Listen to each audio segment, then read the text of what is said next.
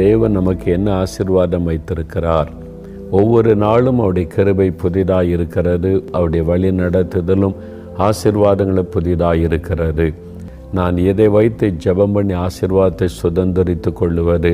தேவ சமூகத்தில் ஜெபித்த போது ஆண்டவர் உங்களுக்கு சொல்லும்படியாக சொன்ன அற்புதமான ஒரு வார்த்தையை உங்களோடு நான் பகிர்ந்து கொள்ளுகிறேன்.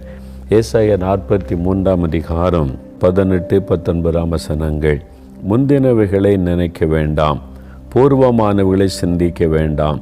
இதோ நான் புதிய காரியத்தை செய்கிறேன், இப்பொழுதே அது தோன்றும், நீங்கள் அதை அறியீர்களா?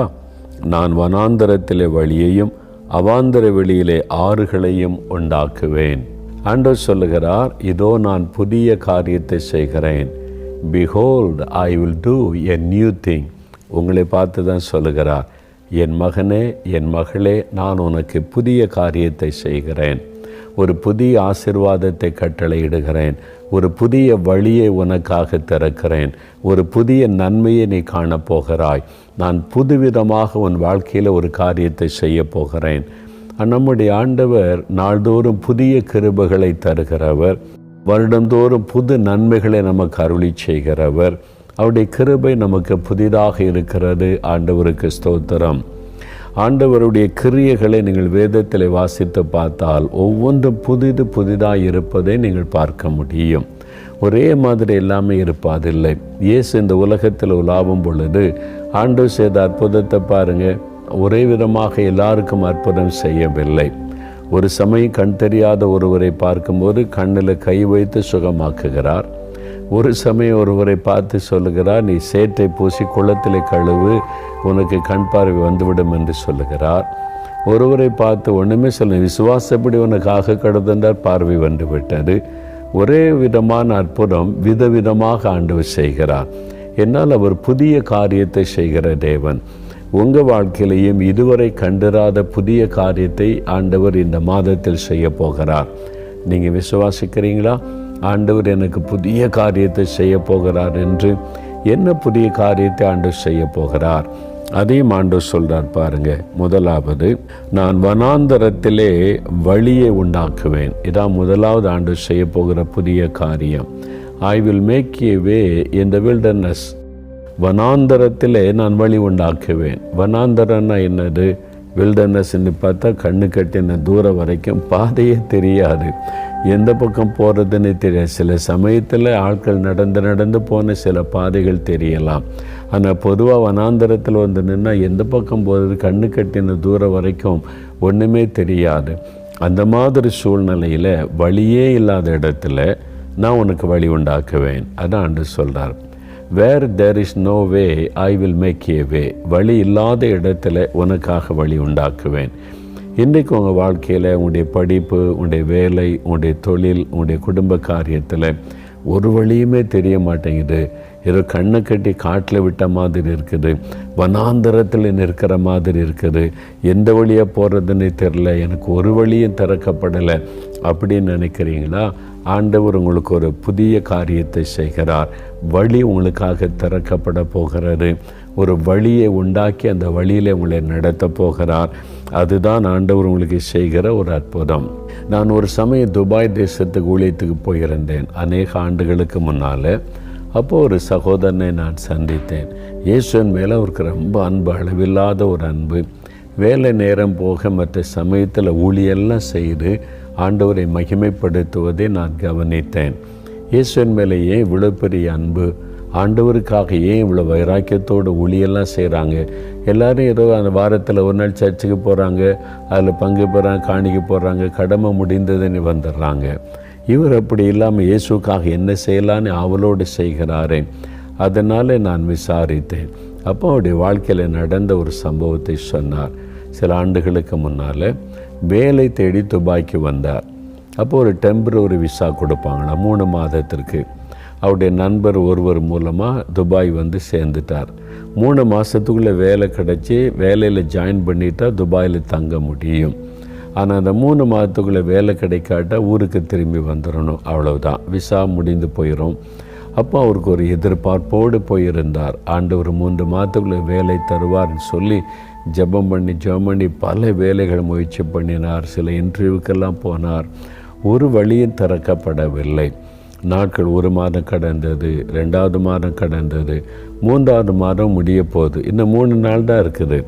இப்போ வனாந்தரத்தில் நிற்கிற ஒரு சூழ்நிலை, ஒரு வழியும் தெரியலை. இன்னும் 3 நாளைக்குள்ள வேலை கிடைக்காவிட்டால் இந்தியாவுக்கு திரும்பி விட வேண்டியது தான். அங்கே போய் என்ன பண்ணுறது? என் வாழ்க்கையே ஒரு சூனியமான ஒரு நிலைமை, ஒரு வழியும் திறக்கப்படாத ஒரு சூழ்நிலை. அப்படி கலங்கி நின்றபோது கடைசியாக ஒரு முயற்சி பண்ணலான்னு சொல்லி எமிரேட்ஸ் ஏர்லைன்ஸ் இருக்குல்ல, துபாயுடைய எமிரேட்ஸ் ஏர்லைன்ஸ், பெரிய கட்டடம், அது பிரம்மாண்டமாக இருக்கும். வெளியிலேருந்து பார்க்கவே அவ்வளோ மகிமையாக, அவ்வளோ பிரம்மாண்டமாக அது இருக்கும், அவ்வளோ அழகாக. இவர் நேரம் அங்கே போய் ஒரு அப்ளிகேஷன் கொடுக்கலான்னு சொல்லி நேராக அந்த ஆஃபீஸுக்கு போகணும். அப்படியே அந்த ஆஃபீஸே அப்படியே சொல்லுவாங்களே சொர்க்க மாதிரி இருந்துப்பான்னு சொல்லி, அந்த மாதிரி ரொம்ப அருமையாக இருந்தார். அவர் போய் ஒரு அப்ளிகேஷனை கொடுத்தார். அப்புறம் கொடுத்துட்டு வெளியே வந்தபோது அந்த கட்டடத்தை பார்த்தார். வாசற்படியில் நின்று பார்த்தார். ஆண்டவரே, இவ்வளோ பெரிய பிரம்மாண்டமான கட்டடம், பிரம்மாண்டமான ஆஃபீஸ், எனக்கு இதில் ஒரு வேலை கொடுக்கக்கூடாதா? உம்மாலே முடியுமே. இன்னும் 3 நாள் தான் இருக்குது அவருக்கு விசா முடிவதற்கு. இன்னொரு பக்கத்தில் அப்படியே ஒரு வேலை கிடைச்சாலும் ப்ராசஸ் ஆகி அவங்க இன்டர்வியூலாம் வச்சு எடுக்கிறதுக்கு சில நாட்கள் ஆகும். அதுக்குள்ளே விசா முடிஞ்சு போயிருமே. எல்லா பக்கத்தில் நெருக்கம், வழி அடைக்கப்பட்ட ஒரு சூழ்நிலை, வழியே தெரியாத சூழ்நிலை. ஆனாலும் விசுவாசத்தோடு அந்த படியில் நின்று ஜெபித்தாரேன். இந்த ஆஃபீஸில் எனக்கு ஒரு வேலை கொடுங்க ஆண்டவரே, நான் உம்மை மகிமைப்படுத்துவேன். ஏன் எனக்கு வேலை தரக்கூடாது? இந்த இடத்துல இத்தனை பேர் வேலை செய்கிறாங்க, நான் உம்முடைய பிள்ளை தானே, நீங்கள் சர்வலோகத்தின் ஆண்டவர் தானே, எனக்கு எங்கே ஒரு வேலை தரக்கூடாது, நீங்கள் தரணும் அப்படின்னு சொல்லிட்டு அந்த படியில் நின்று ஜெபம் பண்ணிட்டு வந்தாராம். நெக்ஸ்ட் டே அவருக்கு இன்டர்வியூக்கு கால் ஃபார் பண்ணிட்டாங்க. நெக்ஸ்ட் டேயே உடனே போனார். ஒரு இன்டர்வியூவில் அட்டன் பண்ணிட்டா இன்டர்வியூவில் சக்ஸஸ், செலக்ட் பண்ணிட்டோன்றாங்க. அடுத்த பிரச்சனை ஒரே நாள் தான் இருக்குது. அடுத்த ஒரே நாள் அது விசா முடிஞ்சிடும். அப்புறம் அங்கே இருக்க முடியாது. விசா ப்ராசஸ் பண்ணுறதுக்கு சில நாட்கள் ஆகும். வேலை கிடச்சிட்டு அப்படின்னு சொல்லி நீ விசாவுக்கு அவர் அப்ளை பண்ணி வரணுன்னா நாட்கள் ஆகும். அதுக்குள்ளே எல்லாம் முடிஞ்சு போச்சு. என்ன செய்கிறது? அடுத்த பக்கம் அவர் அவங்கள்ட்ட சொன்னார், சரி நீங்கள் செலக்ட் பண்ணிட்டீங்க, ஆனால் விசாவுக்கு எனக்கு 1 நாள் தான் இருக்குது, என்ன பண்ணுறதுன்னு கேட்டாங்க. அவர் சொன்னாங்க, don't worry, we will take care, நாங்கள் பார்த்துக்குறோம், விசா காரியத்தில் நாங்கள் ஒழுங்கு பண்ணிடுறோம், நீங்கள் வேலையில் வந்து ஜாயின் பண்ணுறதை பாருங்கன்னு அனுப்பிட்டாங்க. எவ்வளோ பெரிய அற்புதம் இல்லை! ஆண்டவர் அந்த ஆஃபீஸில் வேலை கொடுத்து வேலை செய்யும்படி தேவன் திருவுளம் பற்றினார். வழி இல்லாத இடத்துல வழி திறக்கிற தேவன், வனாந்தரத்தில் வழி உண்டாக்குகிற தேவன். அவர் ஆச்சரியமாய் சொன்னார், நான் ஆண்டவரிடத்தில் வேண்டிக் கொண்டேன், கர்த்தர் ஆச்சரியமாய் வழி திறந்து அந்த ஆஃபீஸில் இன்றைக்கு நான் பணி செய்கிறேன். அதனால தான் இயேசு மேல் எனக்கு அளவில்லாத அன்பு, என்னால் முடிந்த ஊழியத்தை அவருக்காக செய்து கொண்டிருக்கிறேன் என்பதாக. பிரியமானவர்களே, வேலைக்கு ஒரு வழியும் இல்லை. எனக்கு யார் எம்எல்ஏ கூட தெரியாது, மினிஸ்டர் ரெக்கமெண்டேஷன் கேட்குறாங்க, தெரிஞ்சால் யாராவது இருக்காங்களான்னு கேட்குறாங்க. யாரையுமே தெரியாதுன்னு நினைக்கிறீங்களா? இந்த மினிஸ்டர்ஸ் எல்லாம் உருவாக்குகிற ஒரு ஆண்டவர் இருக்கிறார். அவரை தெரியல உங்களுக்கு? அவர் தான் வாக்கு கொடுக்கிறார், நான் புதிய காரியத்தை உனக்கு செய்கிறேன், வனாந்தரத்தில் வழி உண்டாக்குவேன், வழி இல்லாத இடத்துல உனக்காக வழி திறப்பேன் ஆண்டு சொல்கிறார். வேலைக்காக இல்லாத வேலையை உங்களுக்காக உருவாக்கி தருவார். வழியே இல்லைன்னு எனக்கு அந்த இடத்துல வழி உண்டாக்குவார். அதுதான் ஆண்டவர், அதுதான் அவருடைய வல்லமை. உங்கள் பிஸ்னஸுக்காக, பிள்ளைகளுடைய எதிர்காலத்திற்காக, உங்களுடைய படிப்பிற்காக, நீ எந்த காரியத்தில் இப்போ தடுமாறி நிற்கிறீங்க, வனாந்தரத்தில் நின்று திசை தெரியாமல் கலங்குவதை போல நிற்கிறீங்க, உங்களுக்கு ஒரு வழி திறக்கப்படும். அதுதான் ஆண்டு செய்யக்கூடிய புதிய காரியம். வனாந்தரத்தில் உங்களுக்காக வழி திறக்கப்படும். 2வது, ஆண்டு செய்ய போகிற புதிய காரியம் என்ன? அந்த வசனம் பாருங்க. வனாந்தரத்திலே நான் வழியையும் அவாந்தர வெளியிலே ஆறுகளை உண்டாக்குவேன். ஆண்டு சொல்றார், I will make the river in the desert. அதாவது பாலைவனத்தில் நான் ஆறுகளை உண்டாக்குவேன்றார். பாலைவனத்தில் டெசர்ட்டில் போனீங்கன்னா என்ன இருக்கும்? வெறும் மணலாக தான் இருக்கும். பார்த்துருக்கீங்களா? பாலைவனம் பார்த்துருக்கீங்களா? நான் பார்த்துருக்குறேன். இந்த மாதிரி துபாய் நான் போயிருக்கும்போது அந்த அரபு தேசத்தினுடைய வனாந்தரம், அந்த வனாந்தரமும் பார்த்துருக்குறேன், டெசர்ட் பாலைவனமும் பார்த்துருக்குறேன். பாலைவனம் பார்த்தீங்கன்னா எங்கே பார்த்தாலும் மண் அப்படியே மேடுகளாக குவிந்து கிடக்க, அவ்வளோதான். அங்கே தண்ணீருக்கு வழியே இருக்காது. அந்த மாதிரி இடத்துல ஆறுகளை உண்டாக்குவேன்னு சொல்கிறார் ஆண்டவர். என்னங்க கொஞ்சம் தண்ணி கிடைச்சாலே போதும், ஆண்டவர் ஆறுகளையே உண்டாக்குவேன்னு சொல்கிறார். அப்போ இனி முடியாது, இங்கே ஒன்றும் நடக்காது அப்படி நினைக்கிறீங்கள, அங்கே ஆண்டவர் அற்புதம் செய்வார். அங்கே ஒரு செழிப்பை ஆண்டவர் காண்பிப்பார். அதுதான் ஆண்டவர் சொல்லுகிறார், நான் அவாந்தர வெளியில் ஆறுகளை நான் உண்டாக்குவேன். கர்த்தரால முடியும். அவர் சர்வ வல்லமுள்ள தேவன், முழு உலகத்தை சிருஷ்டித்தவர், அவர் எல்லாவற்றையும் தன்னுடைய அதிகாரத்துக்குள்ளே கைக்குள்ளே வைத்திருக்கிற தேவன், சிங்காசனத்தில் கம்பீரமாய் வீற்றிருக்கிற ஏக சக்கராதிபதி. அவரால் கூடாத காரியம் என்ன இருக்கிறது? நீங்கள் வேத புஸ்தகத்தில் ஒரு சம்பவத்தை வாசித்தால் ஆச்சரியமாக இருக்கும். அதாவது 2 ராஜாக்கள் 3ஆம் அதிகாரத்தை நீங்கள் வாசிக்கும்போது, அங்கே யூதாவின் ராஜாவும் இஸ்ரவேலின் ராஜாவும் ஏதோமின் ராஜாவும் ஒன்று சேர்ந்து அவங்க யுத்தத்துக்கு போகிறாங்க.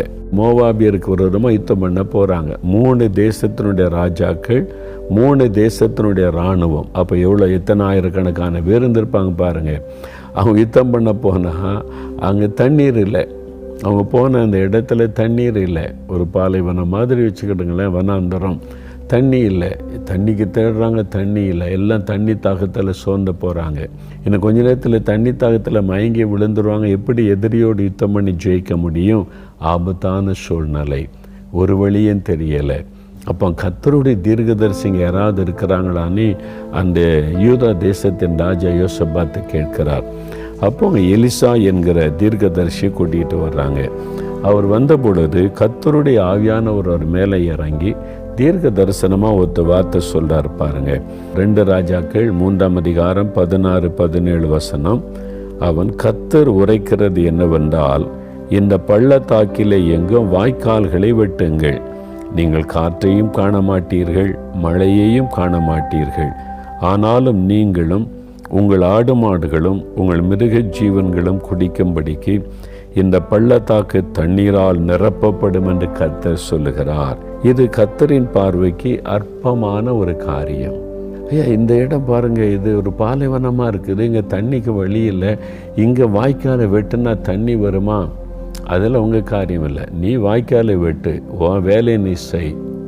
நீங்கள் காற்றையும் காண மாட்டீங்க, மழையும் காண மாட்டீங்க. சில்லுன்னு காற்றடிக்குது, நம்ம மழை வரும் அப்படின்னு சூழ்நிலை வரணும்ல. இல்லை, காற்றையும் பார்க்க மாட்டீங்க, மழையும் காண மாட்டீங்க. ஆனால் தண்ணீரினால் இந்த வாய்க்கால் நிரப்பப்படும். இது கர்த்தருக்கு அற்பமான ஒரு காரியம். நீங்கள் நினைக்கலாம் அவ்வளோதான், இதில் எங்கே தண்ணி கிடைக்கும்? வழியே இல்லை. சரி, அப்படி வாய்க்காலை வெட்டினாலும் கஷ்டப்பட்டு வெட்டினா தண்ணி வர்றதுக்கு என்ன வழி இருக்குது? மழை பெய்யறக்குரிய அறிகுறியே இல்லையே, அப்புறம் எப்படி? அது ஆண்டவர் சொல்கிறார்ல, நீங்கள் காற்றையும் பார்க்க மாட்டீங்க, மழையும் பார்க்க மாட்டீங்க, ஆனால் தண்ணீரால் நிரப்பப்படும். அவ்வளோதான். நீ செய்ய வேண்டியது நீ செய், நான் செய்ய வேண்டியதை நான் செய்கிறேன். ஆண்டவர் சொல்லுகிறார், புதிய காரியம், நியூ திங்.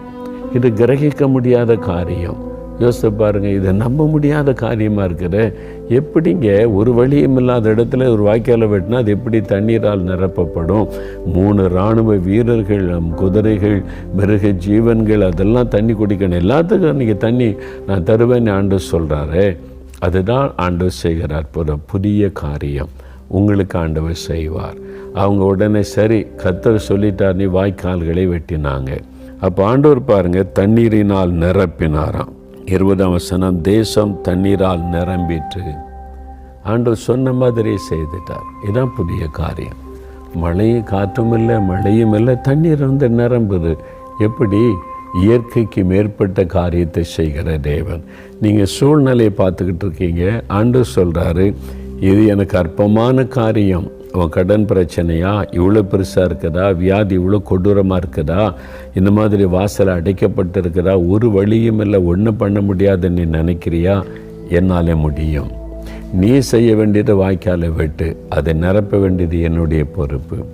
அநேக ஆண்டுகளுக்கு முன்பாக இயேசுடைய ஊழியத்தில் நிறைய தேவைகளினால் நெருக்கப்பட்டு அந்த பண தேவைகள் ஒவ்வொன்றுக்கும் காசு கேட்டோம்ல. பத்திரிக்கை பிரிண்ட் பண்ணால் அதுக்கு காசு கொடுக்கணும், மிஷினரிகளுக்கு பணம் அனுப்பணும். அப்போ அந்த நாட்களில் ரேடியோ ஊழியம் இருந்தது. ரேடியோவில் செய்தி சொல்லுவார், அதுக்கு பணம் கட்டணும். பலவிதமான ஊழியங்கள், எல்லா தேவைகள், ஊழியத்தில் இருக்கிறவங்களுக்கு சம்பளம் கொடுக்கணும். அப்போ இதெல்லாம் நெருக்கடியான சூழ்நிலை. அப்போ ஆண்டோட சமூகத்தில் நான் போய் இவ்வளோ தேவை இருக்குது, இவ்வளோ காரியம் இருக்குது, ஒரு வழியும் இல்லை. ஆண்டவர் சொன்னார், நீ வாய்க்காலை வெட்டு, நான் அதை நிரப்புறேன்.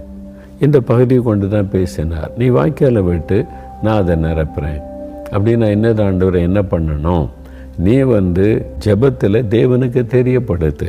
உன் வேலை வாய்க்காலை விட்ட வேண்டியது, ஜெபத்தில் தெரியப்படுத்த வேண்டியது, அதை நிரப்ப வேண்டியது என்னுடைய பொறுப்பு. அப்போதான் உபவாச ஜெபம் ஆரம்பித்தோம். ஊழியத்துக்காக உபவாச ஜெபம்.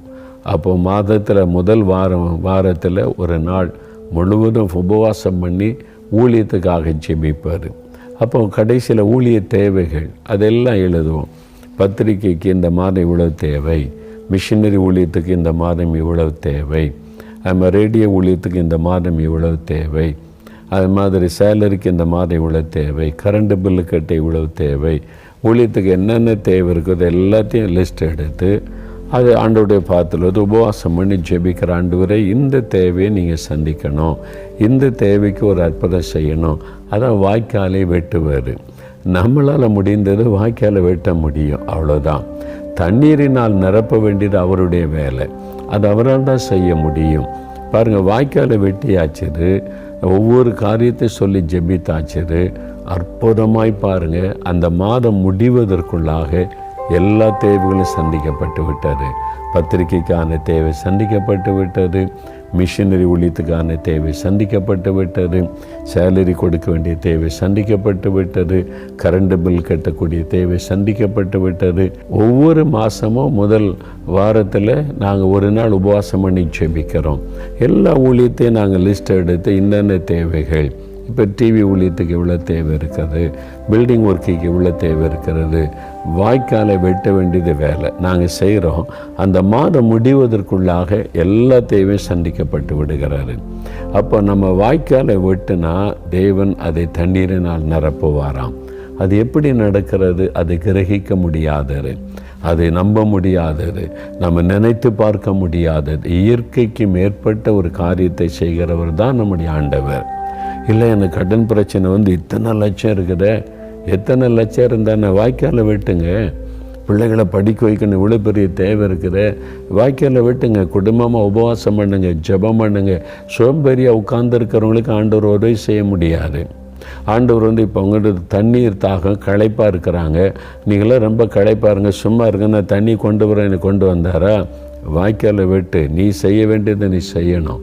நீ முழங்கால் போடு, நீ உபவாசம் பண்ணு, நீ ஜெபம் பண்ணு. நீ செய்ய வேண்டியதை செஞ்சால் நான் செய்ய வேண்டியது அற்புதத்தை நான் செய்வேன். சோம்பேறிகளுக்கு ஆண்டவர் உதவி செய்ய மாட்டார். அதனால் நீங்கள் முதல்ல உங்களுடைய காரியத்துக்கு ஜெபிக்கணும், உபவாசிக்கணும், தேவனுக்கு தெரியப்படுத்தணும். அதுதான் வாய்க்கால்களை வெட்டுவது. ஆண்டவரே, இந்த மாதம் இதுக்கு இவ்வளோ தேவை இருக்குது, இதுக்கு இவ்வளோ தேவை இருக்கிறது, படிப்புக்கு இவ்வளோ தேவை இருக்கிறது, என்னுடைய ட்ராவல் காரியத்துக்கு இவ்வளோ தேவை இருக்கிறது. வாய்க்காலை வெட்டுங்க. அதனால தான் நான் சொல்கிறது, உங்களுடைய ஜெப குறிப்புகளை எழுதுங்க. இந்த பழக்கத்துக்கு வாங்க. நிறைய கிறிஸ்தவர்கள் பெற்றுக்கொள்ளாமல் இருக்க காரணம் நம்ம தான். அவர் அற்புதம் செய்ய ஆயத்தமாக இருக்கிறார், நம்ம ஜெபிக்கிறதும் இல்லை. இப்போ கடமைக்காக ஒரு ஜெபம், பைபிள் வாசிப்பு, விசுவாசமும் நம்மக்கிட்ட இல்லை. இந்த மாதிரி நம்ம சோம்பேறிகளாக இருந்து பழகிட்டோம். எதாவது தேவைன்னா ஊழியக்காரனுக்கு லெட்டர் எழுது, ஊழியக்காரனுக்கு தெரியப்படுத்தன்னு. ஆண்டவர் சொல்கிறார், இல்லை நீ வெட்டு, நீ வாய்க்காலை வெட்ட நான் நிரப்புறேன்றாரு. அப்போது நீங்கள் உபவாசிக்கணும், நீங்கள் முழங்கால் படிக்கிடணும், நீங்கள் ஆண்டவரை தேடணும், நீங்கள் காரியத்தை தேவனுக்கு தெரியப்படுத்தணும். எனக்கு இதுக்கு இவ்வளோ பணம் தேவை, என் பிள்ளையை படிக்க வைக்க இவ்வளோ வேணும், இஎம்ஐ கட்ட இவ்வளோ வேணும் ஆண்டவரை, இந்த காரியத்துக்கு இவ்வளோ தேவை, கரண்ட் பில்லு கட்டணும், எல்லாத்தையும் எழுதி வச்சு ரெகுலராக நீங்கள் ஜெபிச்சு பாருங்கள். வாய்க்காலில் விட்டுங்க, நிரப்ப வேண்டியது அவருடைய வேலை. நாங்கள் இயேசுடைய ஊழியத்தில் அதை பார்க்கிறோம். அதனால தான் சொல்லுகிறேன், அற்புதங்களை நாங்கள் ஒவ்வொரு மாதமும் அனுபவிக்கிறோம். நாங்கள் ஜெபிக்க வேண்டியது நம்ம வேலை, அது அற்புதம் செய்ய வேண்டியது கர்த்தருடைய வேலை. அப்போ வாய்க்காலை வெட்டுங்கன்னு ஆண்டவர் சொல்கிறார். அப்போது புதிய காரியத்தை செய்வாராம். இது புதிய காரியம் தானே. காற்றையும் பார்க்க முடியல, மழையும் பெய்யலை, எங்கேருந்தே அந்த தண்ணி வந்துச்சு? வாய்க்கால் நிரம்பி விட்டது, எல்லாரும் குடிக்கிறாங்க. அங்கே உள்ள மிருக ஜீவன்கள், குதிரை எல்லாம் குடிக்கிறாங்க, ரொம்ப சந்தோஷமாயிட்டாங்க. இது எப்படி நடந்தது? அது ஆண்டவராலே ஆயிற்று.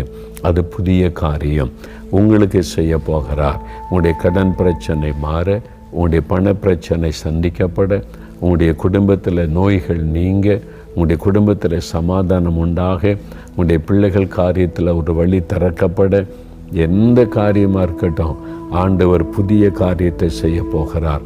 புதுவிதமான ஒரு அற்புதம் செய்து உங்களுக்கு ஒரு அதிசயத்தை காண்பித்து மகிழ பண்ண போகிறார். நீங்கள் செய்ய வேண்டியது வாய்க்காலை வெட்டணும். உடனே ஒரு பேப்பர் எடுங்க, எல்லாத்தையும் எழுதுங்க. என்னென்ன காரியம் இந்த மாதத்தில் இதெல்லாம் எனக்கு சந்தித்து தரணும். வாய்க்காலை வெட்டுங்க. தினந்தோறும் வெட்டணும். தினந்தோறும் நீங்கள் அதை முழுமையாக வெட்டி முடிக்க வரைக்கும் ஜெபம் பண்ணிக்கிட்டே இருக்கணும். அதை வெட்டி முடித்தாதான் ஆண்டவர் அற்புதத்தை செய்ய முடியும். நீங்கள் ஜெபம் பண்ணினாதான் தேவன் அதில் கிரியை செய்ய முடியும். அதனால் பாருங்கள், ஆண்டவர் இந்த வாக்கு கொடுக்கிறார். இப்போ இந்த புதிய காரியம் எப்போ நடக்கும் அப்படின்னு நினச்சிங்கன்னா, ஆண்டவர் என்ன சொல்கிறார் பாருங்கள். ஏசாயா 43 அதிகாரத்தில் 19 வசனம், இப்பொழுதே அது தோன்றும். அண்ட் நாவ், இப்போ இன்றைக்கு உங்களுக்கு புதிய காரியம் நடக்க போகுது. விசுவாசிக்கிறீங்களா? இப்போ ஆண்டவர் சொல்கிறாரு, நாளைக்கு இல்லை, அடுத்த மாதம் இல்லை, அடுத்த வாரம் இல்லை, இப்பொழுதே அது தோன்றும். உங்களுக்கு ஒரு வழி திறக்கப்படும், உங்களுடைய குறைவுகள் நிறைவாக்கப்படும், தேவைகள் சந்திக்கப்படும். இப்பொழுதே, நாவ், நீங்கள் விசுவாசித்தா இப்பொழுதே ஒரு புதிய காரியத்தை காண்பீங்க. அப்போ அதுக்கு நம்ம என்ன செய்யணும்? ஆண்டவர் 2 காரியம் சொல்றார். ஒன்று, ஏசாயா 43:18 வசனம் பாருங்கள். முந்தினவைகளை நினைக்க வேண்டாம், பூர்வமானவளை சிந்திக்க வேண்டாம். அப்போ தான் புதிய காரியத்தை ஆண்டவர் செய்வார். சிலர் எப்பவும் முந்தினதே நினச்சிக்கிட்டே இருக்கிறாரு. முன்னால் எனக்கு அப்படி நடந்துச்சு, இப்படி நடந்துச்சு. ஒன்று, முன்னால் நடந்ததை வச்சு பெருமை பாராட்டுது. எங்கள் தாத்தா இப்படி இருந்தால் தெரியுமா, அப்பா இப்படி இருந்தால் தெரியுமா, எங்கள் குடும்ப பரம்பரை என்ன தெரியுமா, வரலாறு என்ன தெரியுமா, முந்தினதை நினச்சி பெருமை பெருமை பெருமை. அதனால் அற்புதமே நடக்க மாட்டேங்குது. அப்படியே உட்காந்துருக்குறீங்க. ஆண்டவர் சொல்ல, அந்த பெருமையெல்லாம் தூக்கி குப்பையில் போடு. முந்தினதை நினச்சி, முந்தின காலத்தில் அப்படி இருந்துச்சு இப்படி இருந்துச்சு, அதெல்லாம் தூக்கி குப்பையில் போடு. அதெல்லாம் நினைக்காத, அதை மறந்துருன்றார். இன்னொரு பக்கத்தில், முன்னால் என்னை இப்படி ஏமாற்றிட்டாங்க, வஞ்சித்துட்டாங்க, முன்னால் இப்படி கஷ்டப்பட்டு போனேன், நான் ரொம்ப ஒரு வேதனை, அப்படியே தோல்வி அடைஞ்சிட்டேன், அவமானப்பட்டு போனேன். முந்தின தோல்வி, முந்தின ஏமாற்றம், முந்தின வேதனைகளை நினச்சி அதில் சோர்ந்து போகிறாரு. இந்த 2மே தப்பு. ஆண்டு சொல்றார், முந்தின காரியத்தை நினைச்சு பெருமை பேசாத, அதையும் மறந்துரு. முன்னால் ஏற்பட்ட தோல்விகள், ஏமாற்றங்கள், வாழ்க்கையில விரக்திகள், நீங்கள் பாதிப்புகள், அதெல்லாம் ஆண்டோடைய பாத்தில் வச்சுட்டு மறந்துருங்க. நீ முந்தினதை நினைக்கக்கூடாது, முந்தினதை நீ மறந்துடணும். ஆண்டோடைய பாத்தில் வச்சிருக்க. முன்னால் என்னை ஏமாத்தினாங்க, நான் பாதிக்கப்பட்டேன், காயப்பட்டேன், வேதனைப்பட்டேன், கண்ணீர் வடித்து அவமானப்பட்டேன், எல்லாத்தையும் உடைய பாதப்படியில் வச்சிடறேன். அதை எல்லாத்தையும் நான் மறந்துடுறேன். எனக்கு தீமை செய்தவங்களை மன்னிச்சு நான் மறந்துடுறேன். ஆண்டவரை, முந்தினதை நீ நினைக்க மாட்டேன். அவன் எனக்கு இப்படி பண்ணிட்டான், இவ எனக்கு இப்படி பண்ணிட்டா, இவங்க எனக்கு துரோகம் பண்ணிட்டாங்க, இப்படியே நினச்சி நீங்கள் ஆசீர்வாதத்தை இழந்து போகிறீங்க. ஆண்டவர் சொல்கிறார், அதெல்லாம் மறந்துருன்றார். ஆண்டோடைய பாத்தில் வச்சுட்டு மறந்துருங்க, அதையே நினைக்காதங்க. அப்போ தான் ஆண்டவர் புதிய காரியம் செய்ய முடியும். முந்தினதை நினைக்காம, பூர்வமானதை சிந்திக்காமல், அதெல்லாம் நீங்கள் ஆண்டவர் பாத்தில் வச்சுட்டு மறந்து போனீங்கன்னா தான் புதிய ஆரம்பம், புதிய ஆசீர்வாதம், புதிய வழிகள், புது நன்மைகளை நீங்கள் காண்பீங்க. 2வது 22வது வசனத்தில் ஆண்டவர் சொல்கிறாரு, யாக்கோபே, நீ என்னை நோக்கி கூப்பிடவில்லை, இஸ்ரவேலே, நீ என்னை குறித்து மனம் சலித்து போனாய். என்னை நோக்கி நீ கூப்பிடலையே, மனம் சலிச்சிட்ட. என்னப்பா, ஆண்டவரை நம்பி, ஆண்டவரை தேடி நீ சலித்து கொள்ளுகிறாய். இதுவரை ஒன்று நடக்கலையே, நேரம் அவமான நிந்தை வேதனையில் தானே இருக்கிறேன்னு சொல்லி மனம் சலித்து கொள்ளுகிறாய். ஆண்டவர் சொல்கிறார், என்னை நோக்கி கூப்பிடு. நீ கூப்பிட்டா நான் புதிய காரியத்தை செய்வேன். அப்போ முந்தினதை மறந்துடுங்க, இந்த வாக்கு தத்துவத்தை சொல்லி கூப்பிடுங்க. புதிய காரியத்தை செய்வேன்னு சொன்னீங்களே, எனக்கு புதிய காரியம் செய்யுங்க. வனாந்தரத்தில் வழி உண்டாக்குவேன்னு சொன்னீங்களே, எனக்கு ஒரு வழியை உண்டாக்குங்க. அவாந்தர வெளியில் ஆறுகளை உண்டாக்குவேன்னு சொன்னீங்களே, எனக்கும் இயற்கைக்கும் ஏற்பட்ட விதத்தில் ஒரு அற்புதம் செய்து என்னை ஆசீர்வதித்து என் தேவையெல்லாம் சந்திங்க. நான் இனி முந்தினவர்களை நினைக்க மாட்டேன், அதெல்லாம் உடைய பாதபடியில் வச்சிடுறேன், உம்மை நோக்கி நான் கூப்பிடுகிறேன் அப்படின்னு கூப்பிட்டு பாருங்கள், அற்புதம் நடக்கும். இப்போ இன்றைக்கு இந்த நேரம் கூப்பிடுறீங்களா, ஆண்டவர் இன்றையிலிருந்து புதிய காரியத்தை ஆரம்பித்து விடுவார். உங்கள் வாழ்க்கையில் புது வழி திறக்கப்பட போகிறது, புது நன்மை உண்டாக போகிறது, புது ஆசீர்வாதத்தை காண போகிறீங்க, புதிதான காரியத்தை ஆண்டவர் உங்களுக்கு செய்ய போகிறார். இப்போ ஜெபம் பண்ணலாமா? இந்த வாக்குத்தத்தத்தை எனக்குரியது. ஆண்டவர் எனக்குத்தான் புதிய காரியம் செய்ய போகிறார். I believe this promise, it is for me. ஆண்டவர், according to the promise I going to receive the new things from the Lord. ஆண்டவரிடத்தில் இந்த புதிய காரியம் காரியத்தை பெற்றுக்கொள்கிறேன். ஒரு எதிர்பார்ப்போடு ஜெபிக்கிறீங்களா? உங்களுக்கு புதிய காரியத்தை ஆண்டவர் செய்வார். நாம் ஜெபிக்கலாம். தகப்பனே, இந்த வார்த்தைகளை கேட்டு என்னோடு இணைந்து ஜெபிக்கிற இந்த சகோதரன், இந்த சகோதரி, இந்த தாயார், தகப்பனார், வாலிப தம்பி, சிறு பிள்ளைகள் எல்லாருடைய ஆசீர்வாதத்திற்காக ஜெபிக்கிறேன். நீர் வாக்குத்தத்தம் பண்ணினவர், வாக்கு மாறாதவர், சொல் தவறாதவர். நீர் வாக்கு கொடுத்தபடி புதிய காரியத்தை செய்து மகிழ பண்ண விரும்புகிறீர். புதிய நன்மைகளை இந்த பிள்ளைகளுக்கு கொடுக்க விரும்புகிறீர். அதற்காக முந்தினவைகளை நினைக்காதபடி உம்முடைய பாதபடியில் வைத்து விடுகிறோம். இனி முந்தின காரியத்தை நினைத்து பெருமை பாராட்டாதபடிக்கும் சோர்ந்து போகாதபடிக்கும் உம்முடைய பாதத்தில் வைக்கிறோம். அதை மறந்து போக கர்த்தர் கிருபை தாரும். இதோ நீர் புதிய காரியத்தை செய்கிறீர். வனாந்தரத்திலே வழி உண்டாக்குகிற தேவன், அவாந்தர வழியில் ஆறுகளை உண்டாக்கி செழிக்க பண்ணுகிற தேவன். நீர் வாக்கு கொடுத்தபடி இந்த மகனுக்கு, இந்த மகளுக்கு புதிய காரியத்தை செய்யும். புது வழிகள் திறக்கப்படுவதாக, புதிய நன்மைகள் உண்டாவதாக, புதிய அபிஷேகத்தின் வல்லமை அவளுக்குள் பெருகுவதாக, புதிய ஊழியத்திற்கான வாசல்கள் திறக்கப்படுவதாக, பிள்ளைகளுடைய வாழ்க்கையிலே புதிய காரியம் நடப்பதாக, வேலைக்காக, தொழிலுக்காக, குடும்பத்தின் ஒவ்வொரு காரியத்திற்காக புதிய நன்மைகளை தாரும். புதிய ஆசீர்வாதங்களை கட்டளையிடும். வனாந்தரத்திலே வழி திறக்கப்படட்டும். வழி இல்லாத இடத்தில் வழி உண்டாக்குவேன் என்று சொன்னீரே. பிள்ளைகளுடைய வேலைக்காக, திருமண காரியம், கற்பத்தின் ஆசீர்வாதம், நன்மைகளுக்காக புதிய வழி திறக்கப்படட்டும். புது நன்மைகளை காணட்டும். இயேசு கிறிஸ்துவின் நாமத்தில் புதிய காரியம் உண்டாவதாக. அவாந்தர வழியில் ஆறுகளை உண்டாக்குவேன் என்று சொன்னீரேன். உம்முடைய பிள்ளைகள் வாய்க்கால்களை வெட்டுகிறார்கள். ஆண்டவரே, பிள்ளைகளுடைய படிப்பின் தேவைகள் சந்திக்கப்படட்டும். இந்த ஆஸ்பத்திரி தேவைகள் சந்திக்கப்படட்டும். இந்த குடும்ப தேவைகள் சந்திக்கப்படட்டும். ஒவ்வொரு காரியத்திலும் நாங்கள் அற்புதங்களை காணும்படி புதிய காரியத்தை செய்தருளும். இயேசு கிறிஸ்துவின் நாமத்தில் நாங்கள் வாய்க்கால்களை வெட்டுகிறோம். நான் வெட்டுகிறேன், அதை நீ தண்ணீரினால் நிரப்புகிற தேவன். இந்த தேவைகளை சந்தியும், இந்த குறைவுகளை நிறைவாக்கும், இந்த காரியத்தில் ஒரு அற்புதம் செய்யும், புதிய காரியத்தை செய்வேன் என்ற வாக்குத்தத்தத்தின் ஆசீர்வாதம் உண்டாகட்டும். இன்றைக்கே செய்வேன், இப்பொழுதே அது தோன்றும் என்று சொன்னீர். இயேசு கிறிஸ்துவின் நாமத்தில் இப்பொழுதே அந்த புதிய காரியம் என் வாழ்க்கையில் ஆரம்பிக்கட்டும். அந்த புதிய நன்மை என் வாழ்க்கையில் உண்டாகட்டும். என் குடும்பத்துக்குள்ள நான் செய்கிற தொழிலில், வேலையில், எல்லாவற்றிலும் புதிய காரியம் நடப்பதாக. இப்பொழுதே தோன்றும் என்ற வார்த்தையின்படி இப்பொழுதே தோன்றட்டும். இப்பொழுதே வழி திறக்கப்படட்டும். இப்பொழுதே அற்புத சுகம் உண்டாகட்டும். இப்பொழுதே ஆசீர்வாதங்களை காண செய்யும். உம்மை நோக்கி நான் கூப்பிடுகிறேன். இயேசு கிறிஸ்துவின் நாமத்தில் புதிய காரியம் நடக்கட்டும். தகப்பனே, யார் யார் விசுவாசத்தோடு ஜெபித்தார்களோ அத்தனை பிள்ளைகளுக்கும் இந்த வாக்குத்தத்தத்தின் ஆசீர்வாதம் உண்டாகிறதற்காக உமக்கு ஸ்தோத்திரம். இன்று முதல் புதிய காரியத்தை பிள்ளைகள் காணப்போகிற அன்பிற்காக ஸ்தோத்திரம், ஸ்தோத்திரம். உமக்கே மகிமை செலுத்துகிறோம். ஒரு புதிய காரியத்தை உம்மிடத்திலிருந்து நாங்கள் எதிர்பார்க்கிறோம். இயேசு கிறிஸ்துவின் நாமத்தில் ஜெபிக்கிறோம் பிதாவே. ஆமென்.